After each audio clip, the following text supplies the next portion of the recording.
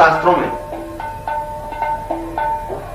जहां साधक को, शिष्य को प्रेमिका कहा गया है, पत्नी कहा गया है, स्त्री कहा गया है, वहां पर गुरु को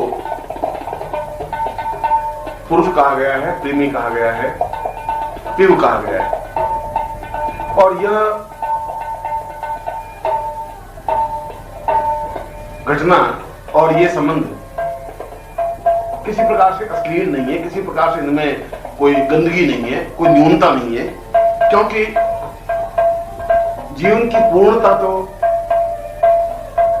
कोमलता और मधुरता से ही आ सकती है।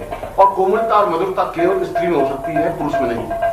पुरुष तो अपने आप में अत्यंत कठोर होता है, पौरुष होता है, ताकतवान होता है, साहसी होता है, दृढ़ होता है, चट्टान की तरह मजबूत होता है। और जहां स्त्री और पुरुष की तुलना करते हैं तो पुरुष में जहां बुद्धि पक्ष बहुत प्रबल होता है, वहां स्त्री में केवल हृदय पक्ष ही हृदय पक्ष होता है। बुद्धि पक्ष बहुत गौण होता है। और जहां हृदय पक्ष है वहां ईश्वर है, जहां हृदय पक्ष है वहां गुरु है, जहां हृदय पक्ष है वहां जीवन की चिंगारी है, वहां जीवन की पूर्णता है। और इसीलिए कबीर को जब कुछ रास्ता नहीं मिला तो उसने अपने आप को पत्नी के रूप में देख करके अपने राम को पिव कहा, क्योंकि बुद्धि के पक्ष से और बुद्धि के तरीके से अपने पिव को, अपने राम को नहीं समझ सकता था। बुद्धि बीच में तर्क करने लग जाती थी और यह तर्क उसके और राम के बीच में, उसके और ब्रह्म के बीच में बहुत बड़ी बाधाएं पैदा कर रहा था। इसलिए कबीर ने कहा कि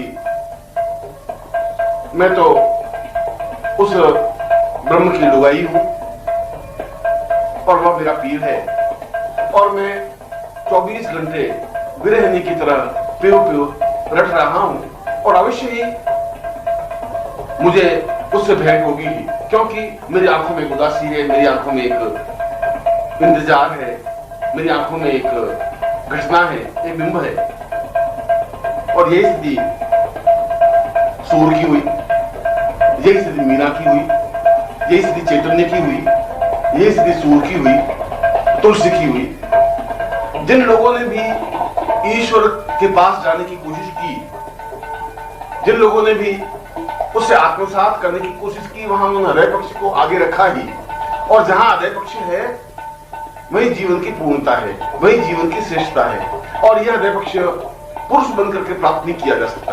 पुरुष में हृदय पक्ष है मगर अत्यंत कम, जहां स्त्री हृदय पक्ष में प्रधान रूप से सिक्त होती है। और इसीलिए इन साधकों ने, इन योगियों ने, इन सन्यासियों ने अपने आप को स्त्री के रूप में समझा, एक विरहनी के रूप में समझा, जिंदगी की चिंगारी के रूप में समझा, जिसके माध्यम से